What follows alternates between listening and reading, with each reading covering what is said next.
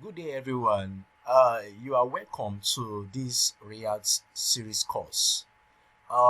Before we get started into the intro of this course, I need to introduce myself. My name is Isibo Ernest. I am a software developer and an instructor at Alabian Solutions, the place where you can learn software development and also a place where we dey create software application. So in this course, you're going to learn the basic concept of React. You're going to learn the integration of React.